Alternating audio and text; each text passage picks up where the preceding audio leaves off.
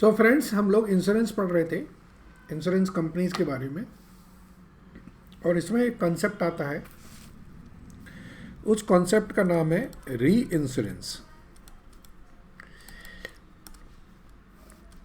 ये कॉन्सेप्ट बहुत important concept है और कभी कभी इसका सिर्फ अकेला शॉर्ट नोट आता रहता है। तो अगर ये टेक्निकली आपको इस कॉन्सेप्ट क्लियर नहीं है तो आप बहुत ज़्यादा कंफ्यूज हो सकते हैं। तो हम समझते हैं री इंश्योरेंस होता क्या है। सपोज कर लीजिए एक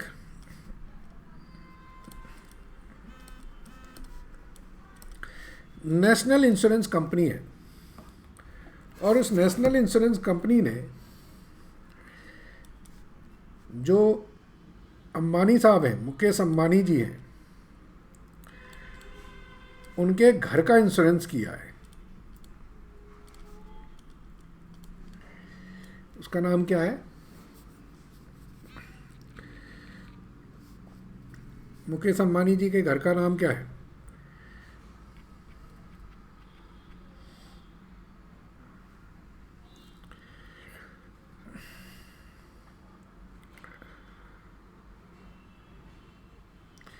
उसका नाम है एंटिलिया। ठीक है जी, आप लोगों को पता होगा। और उसकी जो वैल्यू है वो है 10,000 करोड़। नेशनल इंश्योरेंस ने जाके इसका इंश्योरेंस किया। अब नेशनल इंश्योरेंस को पता है कि भाई अगर कल के दिन कुछ हो गया, भूकंप आ गया, तो मैं 10,000 करोड़ का क्लेम दूंगा तो मेरी तो बैंक बंद हो जाएगी। तो फिर इन्होंने क्या किया, ये एक रिस्क है, ये एक टोटल प्रॉपर्टी है। इन्होंने इनसे तो 100% ले लिया, लेकिन बैक टू बैक इन्होंने ओरिएंटल इंश्योरेंस कंपनी से इसकी 60% रिस्क को री इंश्योरेंस करा दिया।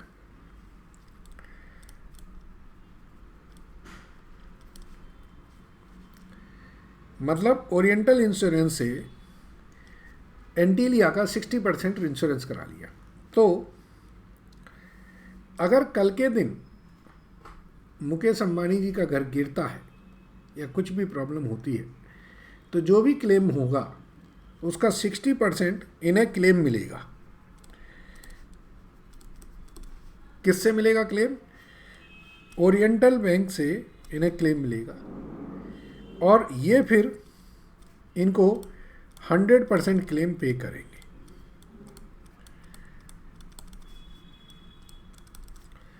तो यहाँ पर 3 बंदे हो गए। एक हो गया इंश्योरर, एक हो गया इंश्योरेंस कंपनी, और एक हो गया री इंश्योरेंस कंपनी। इंश्योरर क्या करेगा? प्रीमियम पे करेगा टू इंश्योरेंस।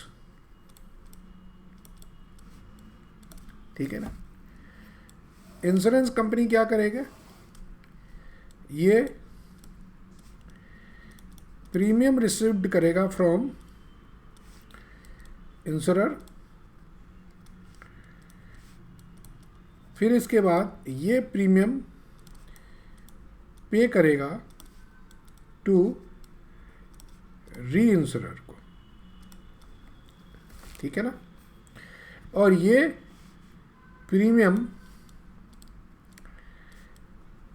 रिसीव्ड करेंगे फ्रॉम इंश्योरेंस कंपनी। यहाँ तक क्लियर है ना? जो भी इनकी है। इन केस ऑफ क्लेम के केस में ये क्लेम पे करेंगे टू इंश्योरेंस कंपनी ये पहले क्लेम रिसीव करेंगे फ्रॉम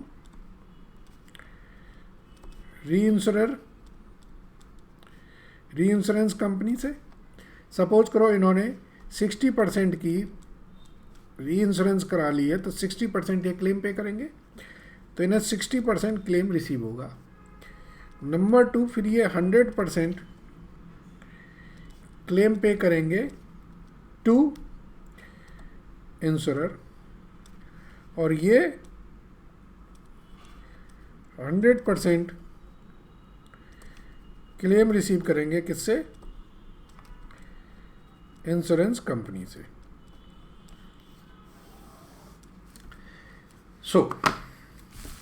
अब यहां पर दो कैटेगरी बनी, एक जो मैंने री इंश्योरेंस कराया और दूसरा जो मैंने री इंश्योरेंस कराया है, तो उस री इंश्योरेंस का मुझे क्लेम का बेनिफिट होगा। क्लियर है ना? तो जैसे मैंने ओरिएंटल इंश्योरेंस से री इंश्योरेंस कराया, कुछ कंपनियां मुझसे भी तो री इंश्योरेंस करा सकती हैं ना, कि नहीं करा सकती हैं? करा सकती हैं। तो जो मुझसे री इंश्योरेंस कराएंगे उनके लिए बुक्स मैं कैसे ट्रीटमेंट करूँगा वो समझना है। चलिए भी मैं समझाता हूँ आपको, वेट करिए थोड़ा सा।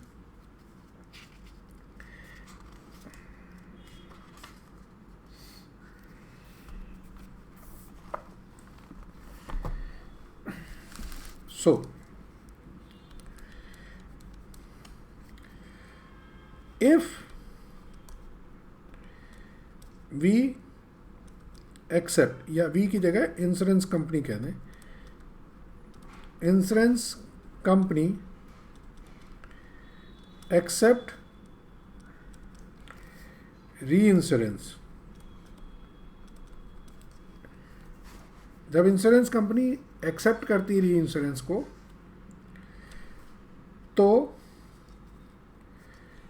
ये कहलाता है, इसका प्रीमियम जो रिसीव होता है उसको कहते हैं प्रीमियम ऑन री इंश्योरेंस एक्सेप्टेड। ऐसे ही इफ इंश्योरेंस कंपनी टेक री इंश्योरेंस, दूसरी री इंश्योरेंस लेती है, तो जो प्रीमियम पे करती है वो कहलाता है प्रीमियम पेड ऑन री इंश्योरेंस सीडेड। ये दोनों वर्ड पे ध्यान दीजिए, ये है री इंश्योरेंस एक्सेप्टेड और ये है री इंश्योरेंस सीडेड। एक्सेप्टेड उसकी एक तरह से इनकम है और री इंश्योरेंस सीडेड उसकी एक्सपेंडिचर है। सिमिलरली जब क्लेम की बात आती है, तो क्लेम में भी हम क्लेम पेड ऑन री इंश्योरेंसेस एक्सेप्टेड, एक ही आएगा। ये हमारा क्या होगा? एक्सपेंडिचर। और क्लेम रिसीव्ड होगा ऑन री इंश्योरेंस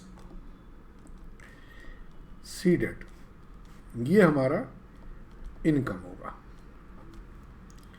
तो अब इसमें आएंगे, ये कहलाएगा री इंश्योरेंसेस एक्सेप्टेड इनकी बुक्स में, और ये भी है री इंश्योरेंसेस एक्सेप्टेड, और ये है री इंश्योरेंसेस सीडेड, तो ये है री इंश्योरेंसेस सीडेड। जिस कंपनी ने री इंश्योरेंस एक्सेप्ट किया है उनको जो प्रीमियम मिल रहा है वो उनकी इनकम है, और जो वो प्रीमियम पे क्लेम पे कर रहे हैं री इंश्योरेंस पे एक्सेप्ट करने पे, वो उनका एक्सपेंडिचर है। जिस कंपनी ने री इंश्योरेंस कराया है, जब वो प्रीमियम पे करते हैं तो वो सीडेड का प्रीमियम पे करते हैं, और जब उन्हें क्लेम मिलता है तो वो सीडेड का क्लेम मिलता है। मतलब अगर मैं किसी कंपनी का री इंश्योरेंस ले रहा हूँ, एक्सेप्ट कर रहा हूँ, तो मेरी एक्सेप्टेंस है। और अगर मैं अपनी रिस्क को किसी दूसरी कंपनी से री इंश्योरेंस करवा रहा हूँ तो वो री इंश्योरेंस सीडेड है। बच्चे इस वर्ड में बहुत कंफ्यूज होते हैं, इसलिए मैं इसको बहुत स्पेसिफिकली समझा रहा हूँ। बाकी क्लैरिटी आपको क्वेश्चंस करने से आई, ठीक है। आई होप आपको क्लियर है question concept. Thank you very much.